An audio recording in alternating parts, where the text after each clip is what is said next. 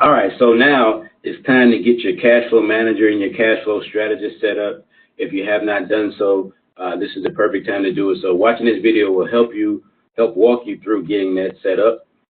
If you have not already logged into your cash flow manager through your membership, you will need to do that before you can log into it through your app. So either using your phone or a computer, log into your actual membership and then go into your BMC Home, your Business Management Center, and then click on Income Shifting Membership. And that is where you'll find your cash flow manager. So we're going to go ahead and click into our cash flow manager. And if this is your first time going into it, you'll need to actually set up a cash flow manager. So you see it says your cash flow manager list. You can have as many businesses as you choose to. You can track as many businesses as you may have using your cash flow manager. So if you got 10 businesses, you can put them all in there. If this is your only, MyEcon is your only business, then you only need to put that one in there. And then, as you see, I have some for training purposes in mind. But you'll create a new cash flow manager. So you can name it whatever you choose to, and you can do one for your home and for your business. We're just doing one for the business for this case. And so we're just going to name this training. And we're going to click save. And so now you're going to come to your dashboard. And so it looks a little different on your, once you get into your phone app, it looks a little different, but for the most part, it's the same information. So you'll be able to enter in your income, enter in expenses, log your mileage separately using your app, and you can go view and edit your income and expenses once you've added them in. So for now, we're going to enter in a new expense. So important expenses to enter in once you get started is, number one, your actual membership fee when you got started. So when you signed up, when you paid $49.95 or whatever you paid when you got started, you want to enter that expense in because you want to capture that. You want to write that off. That is a business expense. So you want to write that off. You want to write your monthly reoccurring fee off and any other business expenses that you have. So first, we're going to enter that in. So we're just going to enter this one as dues and subscriptions. And let's say you joined on January 21st. And you paid $49.95 to join. And you paid that to MyEcon. It was your initial fee for joining? Where? Online.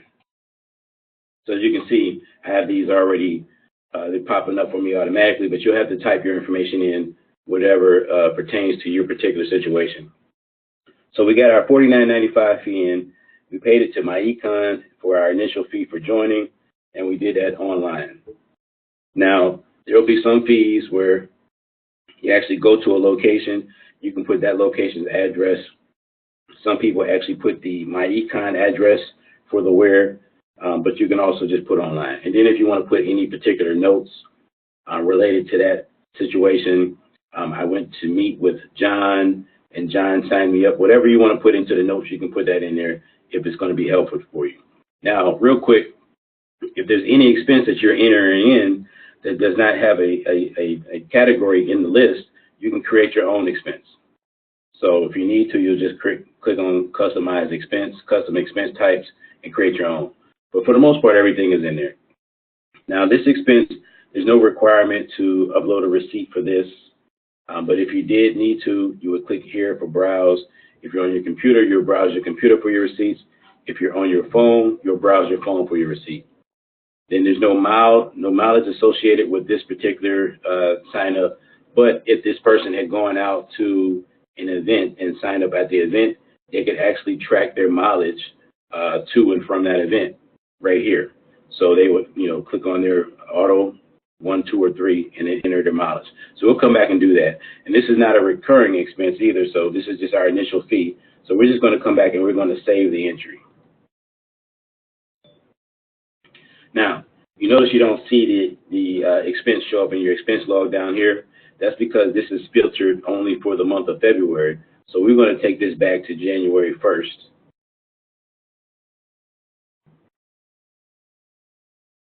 So now we have January 1st all the way through today. Now also we could click here and we can do year to date or month to date here. So you can do either or, whichever you want to do to sort your expenses out and your income. So now we see we got our expense down here under dues and subscriptions for $49.95, paid to my econ for the initial fee online. So we got that fee, and now we need to enter in our monthly fee. So we're going to enter in a new expense over here. And this fee is going to be for monthly renewal fees. And so our fee, we joined on the 21st of January, so we had a fee come out on February 21st. So we want to enter that in for February 21st. And that's $34.95. Again, paid to my econ. And this is for the monthly fee. And again, we did this online. So you'll type that information in on yours, whichever is pertinent for your particular transaction that you're entering in. And again, you can put a note in there if you choose to. And again, we don't need a receipt for this transaction. You actually don't need a receipt for anything less than $75. But I always, if I have the receipt, I put them in. You know, if I don't, I don't worry about it. I try to put receipts in for everything. For me personally, everything $50 and up. But anything, lower than 75, legally, you don't need a receipt for it. So there's no receipt for this transaction. There's no mileage associated for this transaction, but this is a reoccurring expense. So we want to enter in our monthly expense. So this is going to be monthly. So the next reoccurring entry will happen on March 21st.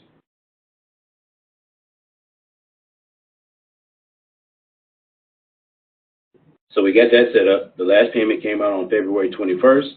The next payment is coming out on March 21st. We have our reoccurring expenses in, and so we're all set there.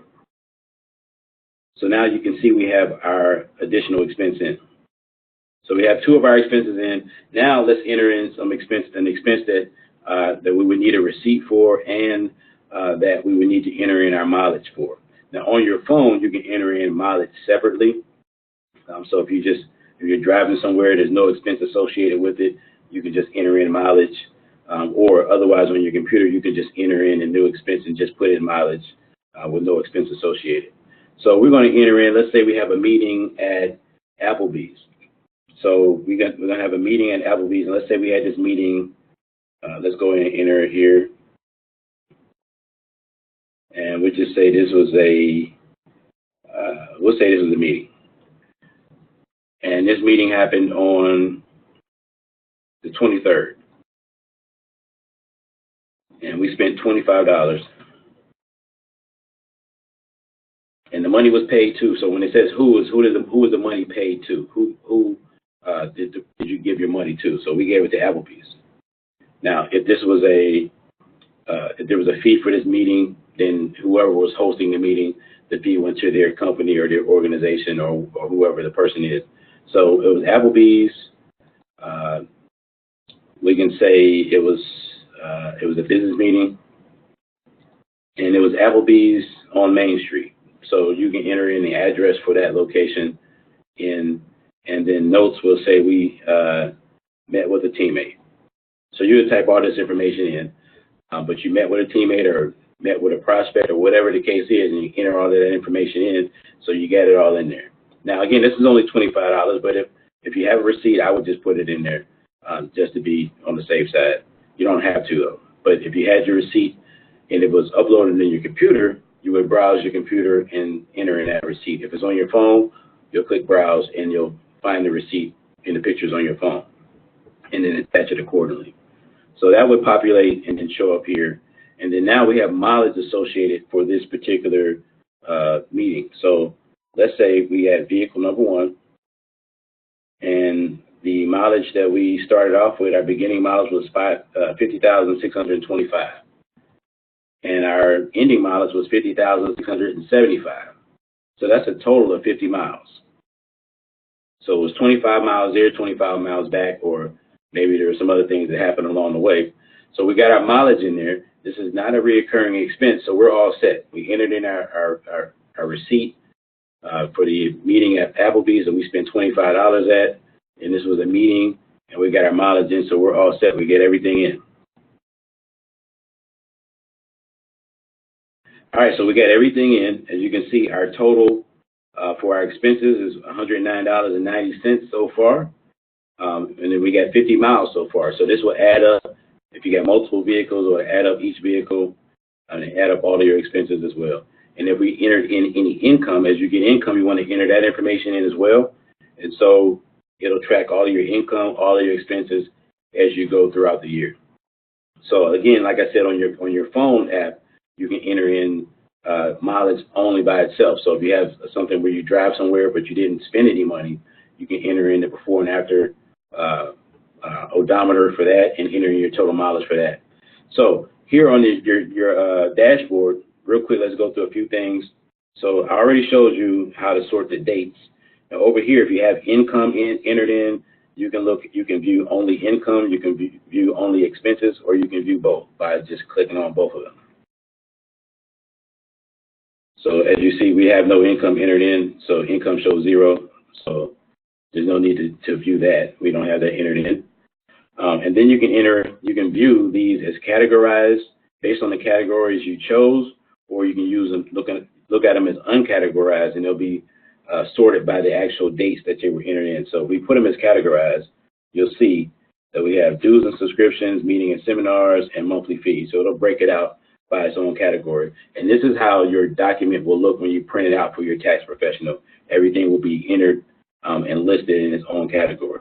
So let's change this back to uncategorized. Over here, you'll be able to print your document at the end of the year so that you can print it out for your tax person. And again, it'll be all itemized based on the categories. You can look at your mileage log, and this will show you all of your mileage for the year, each trip. You can look at each trip, how many miles you went for each trip. And then your profit and loss will show you based off the income and the expenses you have, if you had a profit or if you had a loss for the year. So we don't have any income. So right now we're at a loss, and so because we have expenses of $109.90. So that's how you can look to see how good your business is doing. So guys, that's the cash flow manager. You want to definitely get in the habit of doing this. This is a habit that you're going to have to build, but you definitely want to track those expenses so you can get those tax deductions at the end of the year. Again, people are saving anywhere from $1,000 on average to $10,000 on average when I sit down with them and we do the strategy session. So you want to make sure you capture those savings so you can use that money to get out of debt and or invest. So that is the cash flow manager. Now it's time to go and set up our cash flow strategist. So again, if you have not set your cash flow strategist up, it's the same thing. You're going to create a new cash flow strategist. And so we're going to name it training, just like we named the last one. And so it's going to ask you some questions based on your financial goals. So it wants to get you in the mindset of thinking about what your financial goals are. And so you're going to number each of these in order of importance from 1 through 5. So let's just say our first most important goal is increasing our income. So we'll put 1 for increasing our income. Let's say we want to pay off all of our debts. We don't want to exclude the mortgage, but we want to pay off everything, including the mortgage. So we're going to put 2 here. And let's say we want to build retirement assets. So we put 3. And let's say we want to reduce taxes. And so these don't actually part in, let's say last we want to buy a home. These don't actually affect the actual outcome of the cash flow strategist or your plan, but this is just designed to get you to think about what are your financial goals? What are the things that you hope to accomplish? So now that we got that done, now we got to go down here to our retirement freedom goal. So it asks you, what's the least amount of monthly income you desire at retirement? So, you know, maybe you have a number in mind, maybe you don't, but whatever you put in, it's going to, you know, show you how to get to that goal. So we're going to say we want to make $8,000 a month. So that's $96,000 a year, just short of $100,000 a year. So we're going to put in 8,000. And then when do we want to retire? We're going to say we want to retire 20 years from now.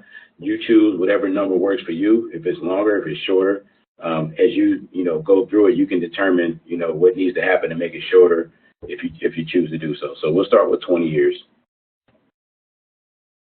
So at 20 years, and then it asks if you have any money in pensions or Social Security. I usually say, unless you have a pension that you're going to get something, I would not include Social Security in the plan because you don't know if it's going to be there or if it's going to be cut by the time you get there. So you don't want your plan depending on something that may or may not be there when you get there. So plan to set up a retirement so that if you get Social Security, it'll just be a bonus. It'll be pocket change for you. So we're going to leave that at 0.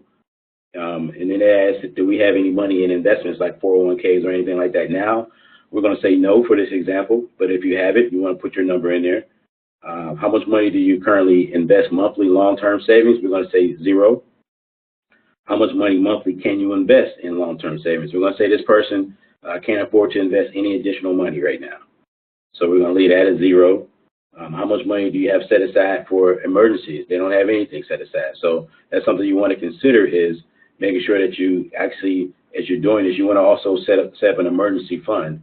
So, if anything were to happen, you were to lose your job, get laid off, that you have that money. And so you're not tapping into your investment money when an emergency happens, right? You want to have that emergency fund that is strictly for emergencies. It's not for things that aren't emergencies.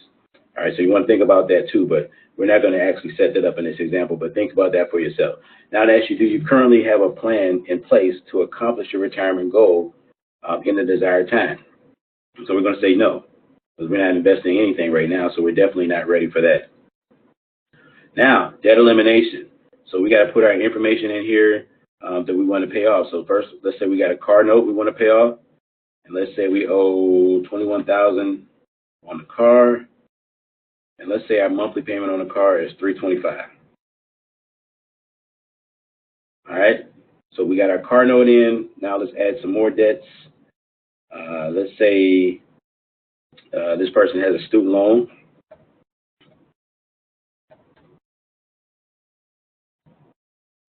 And let's say, on the student loan, $25,000. And on the student loan, they're paying $150 a month.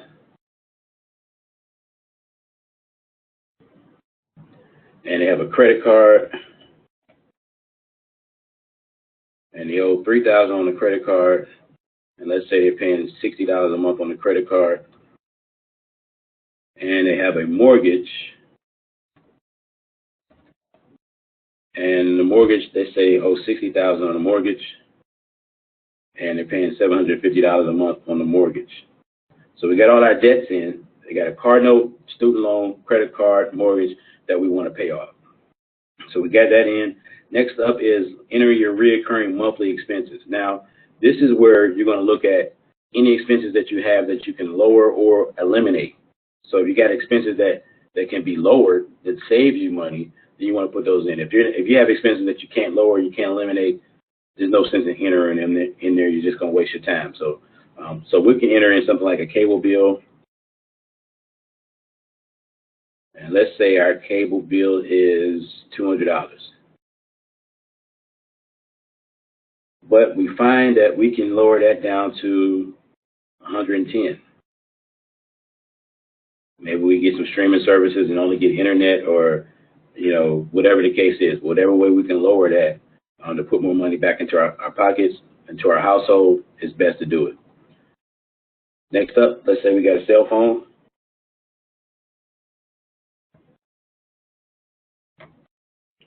And let's say our cell phone is $170 a month.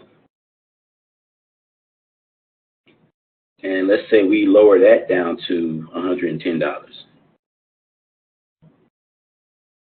So we've saved $60 on the cell phone, $90 on the cable bill. That's $150 that we were spending out getting somebody else rich that we can now bring back into our household and use that for our benefit. So now we can use that to help us get out of debt quicker. So now we want to save and return to the list on this one. So we're done. So this is us here at the training. So we did A, now we got to do B. This is where we're going to look at the actual debt elimination plan, paying off the debts and investing. So let's go take a look at that. And so for starters, it automatically defaults to 8%. 8% is pretty much a moderate investment rate. So I'm not going to change that just yet. We're going to leave that just to see where we're at and if we need to get a better rate. So, and that's the beauty of being able to invest, is that you can actually go out. If you're not getting a rate that's going to get you where you need to be, you can get a better rate. So we want to retire in 20 years. So our freedom goal is we got 20 years we want to retire. So 2039, we want to retire. So we need $8,000 a month. That's our goal. In order to get $8,000 a month from our investments, we need $1.2 million.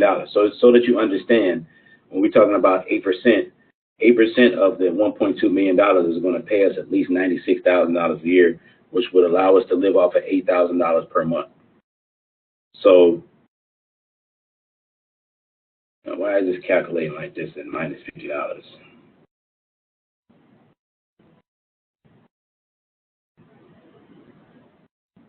Let's see. Let me go down here real quick and see what the problem is.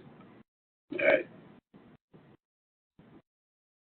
All right. So I'm not sure why that's showing like that, but we really need about $2,000 a month invested to hit our goal. So we're going to say this person is not making any money in the business, but we're going to say they did their tax withholding. They did their W-4 adjustment, and they got back an extra $300 a month by doing that.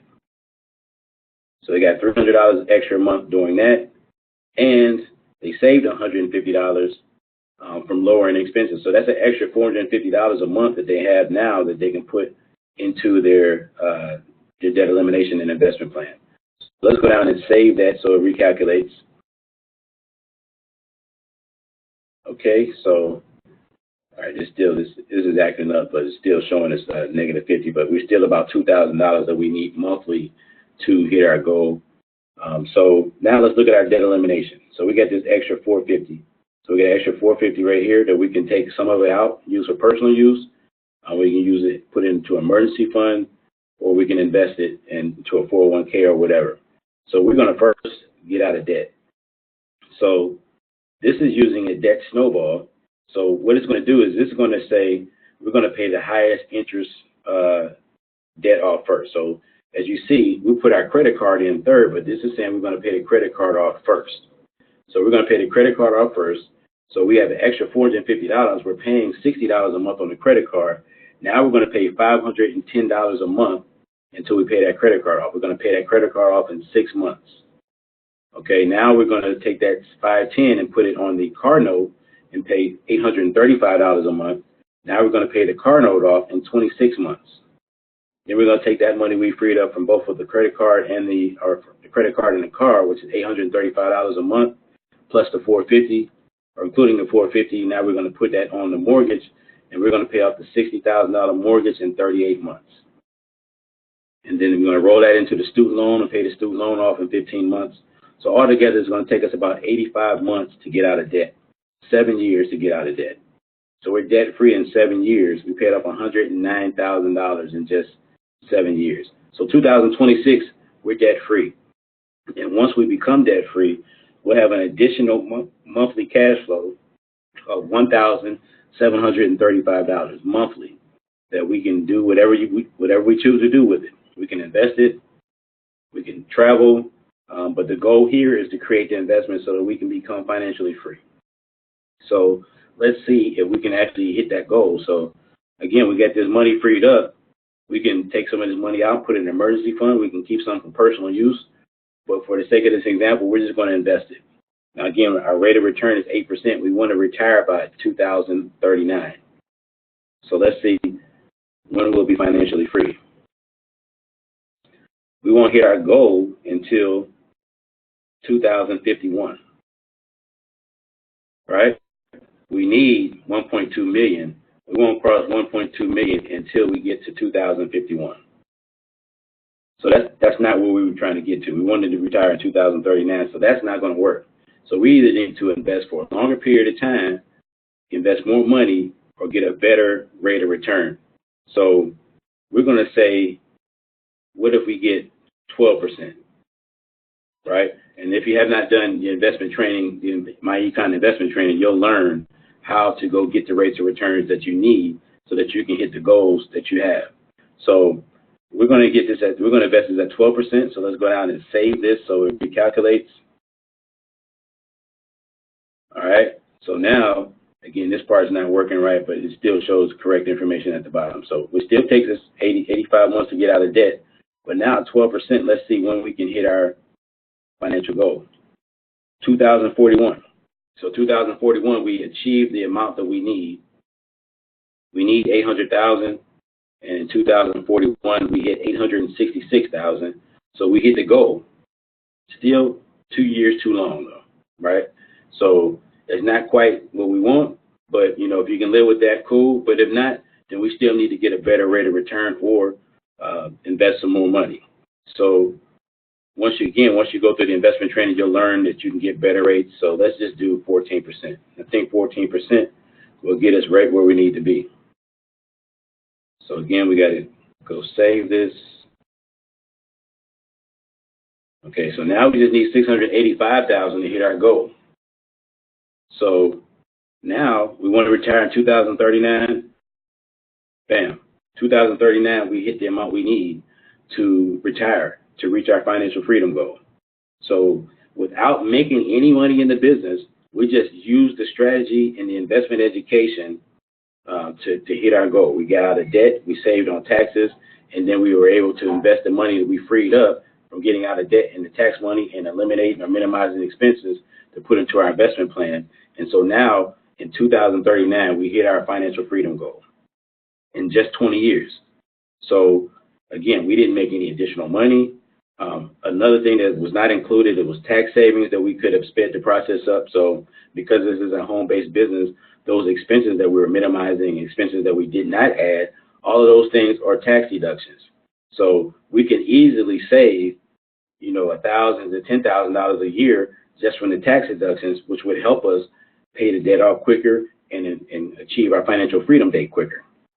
So we could probably get that down to close to 15 years with just that. And then obviously, if we were out helping other people do the same thing, then we can actually make some money in the business and speed the process up. So there's no reason why within our lifetime that we should never be able to see wealth. We just showed you in 20 years without making any money from this business, but just following the strategy and using the investment education that you can be financially free with $759,000 in your investment account in 20 years. And that $759,000 you can leave to your family, right? And we're living off the interest of this money. So we wanted to make $8,000 a month. So we're getting at least $96,000 a year from our investments. And we can live off of that for the rest of our lives. And then when we pass, we leave the $759,000 to our kids, right? And so again, we didn't make any money. We didn't redo our credit and refinance some of our loans, because if we improved our credit, let's say we had bad credit and we improve our credit, now we can refinance some of those loans and now get lower payments and then pay those off even quicker. So now the debt elimination maybe is done in 6 years or 5 years, right? So there's multiple ways that we can speed this process up. By refinancing high interest loans if we have them, by making money in the business, and by getting the tax deductions, we could easily knock this down to 15 years. So that's the cash flow strategist, guys. Make sure that you get yours set up. If you have not done a strategy session with somebody, get with them so you can look at what your tax savings could be based off your current expenses as well. But set this up so that you know when your debt elimination, when your debt freedom date is going to be, and when your financial freedom date is going to be, so that you know what your goal is and what your target is and what you need to do to adjust accordingly if you want to make it happen sooner. All right. Thanks for watching, guys. I hope you got something out of that.